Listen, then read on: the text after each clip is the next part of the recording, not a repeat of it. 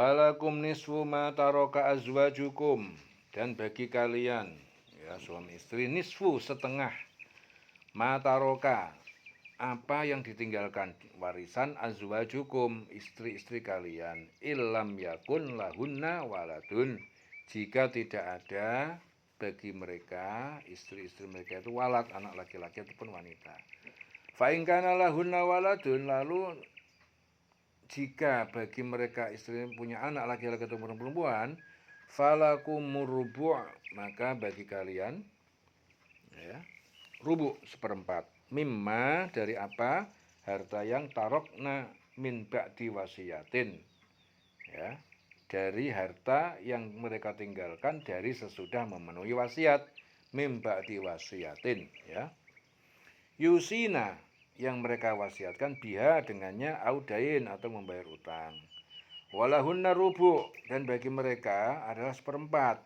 Mimma dari harta taroktum yang kalian tinggalkan illam yakun jika tidak ada lakum waladun bagi kalian anak ya laki-laki ataupun perempuan. Fa in kana lakum, lalu jika ada bagi kalian waladun anak laki-laki perempuan falahunna asumun, maka bagi mereka 1/8 mimma taroktum dari apa harta yang kalian tinggalkan mim ba'di wasiyah dari sesudah memenuhi wasiat. Tusuna biha audain yang diwasiatkan dengannya atau dain membayar utang. Wa in kana rajulun, jika ada laki-laki yurosu mewariskan ataupun meninggalkan kalalatan seorang yang tidak punya orang tua ataupun anak, awimro'atun atau seorang perempuan, walahu akhun dan baginya saudara laki-laki seibu ya, au ukhtun atau saudara perempuan seibu, falikulli wahidin dan bagi tiap-tiap seorang tadi minhuma dari keduanya as-sudus 1/6. Fa in kanu, lalu jika mereka aksar lebih banyak min dalik lebih banyak dari satu fahum syuraka, maka mereka bersama-sama fisulus di dalam 1/3 mimba di wasiat ya, itu semua mimba di sesudah memenuhi wasiat.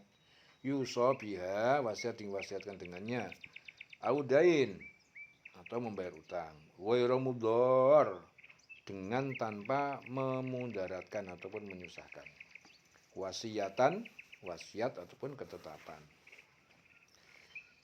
Minallah dari Allah, wallahu alimun halim, dan Allah alimun halim, maha mengetahui dan maha penyantun. Dan bagianmu ya, suami-suami adalah 1/2 dari harta yang ditinggalkan oleh istri-istrimu jika mereka tidak mempunyai anak. Jika mereka istri-istrimu itu mempunyai anak, maka kamu mendapat 1/4 dari harta yang ditinggalkan setelah dipenuhi wasiat yang membuat mereka setelah dipenuhi wasiat yang dibuat atau setelah dibayar utangnya. Para istri memperoleh 1/4 harta yang kamu tinggalkan jika kamu tidak mempunyai anak. Jika kamu mempunyai anak, maka istri memperoleh 1/8 dari harta yang kamu tinggalkan. Nah, setelah dipenuhi wasiat yang kamu buat ataupun dibayar utang-utangnya. Jika seorang meninggal, baik laki-laki maupun perempuan, yang tidak meninggalkan ayah dan tidak meninggalkan anak, tetapi mempunyai seorang saudara laki-laki seibu atau seorang saudara perempuan seibu, maka bagi masing-masing dari kedua jenis saudara itu 1/6 harta. Tetapi jika saudara-saudara seibu itu lebih dari seorang, maka mereka bersama-sama dalam bagian yang 1/3 itu. Ya, setelah dipenuhi wasiat. Ya, semuanya itu harus wasiat didulukan. Wasiat ya. Dan setelah dibayar utangnya dengan tidak menyusahkan ahli waris. Ya, menyusahkan ahli waris itu gimana? Tindakan-tindakan seperti apa? Mewasiatkan lebih dari 1/3 harta peninggalan, berwasiat dengan bermaksud mengurangi harta warisan. Ya. Sekalipun kurang dari 1/3, jika ada niat mengurangi hak waris juga tidak dibolehkan. Ya. Demikianlah ketentuan Allah. Allah Maha Mengetahui dan Maha Penyantun. Ya, intinya wasiat, kalau ada orang meninggal, yang pertama itu wasiat, yang kedua adalah utang. Jadi sebelum harta waris dibagikan, pertama wasiatnya dulu apa, ditunaikan. Utangnya ditunaikan. Setelah selesai semua, sisanya baru dibagi sesuai dengan warisan. Tilka hududullah, itulah ketentuan-ketentuan Allah. Wa may yuti'illah, barang siapa taat Allah wa rasulahu dan rasulnya, yudkhilhu jannat, dia akan dimasukkan ke dalam surga, tajri, mengalir min tahtihal anhar, di bawahnya sungai-sungai, khalidina fiha, mereka kekal di dalamnya, dzalikal fawzul alim, dan itulah surga al fawzul adim, kemenangan yang besar. Itulah batas-batas hukum Allah. Barang siapa taat kepada Allah dan Rasulnya, dia akan dimasukkan. Jadi orang yang taat kepada Rasulnya dimasukkan ke dalam surga yang mengalir di bawahnya sungai-sungai, mereka kekal di dalamnya, itulah kemenangan yang agung. Wa may ya'sillah, dan barang siapa mendurhakai Allah wa rasulah dan rasulnya, wa yata'adda hududahu, dia melanggar ketentuan-ketentuan Allah, yudkhilhu naron khalidan fiha, dimasukkan ke neraka, kekal di dalamnya, walahu adzabun muhin, dan bagi dia adalah siksaan yang menghinakan.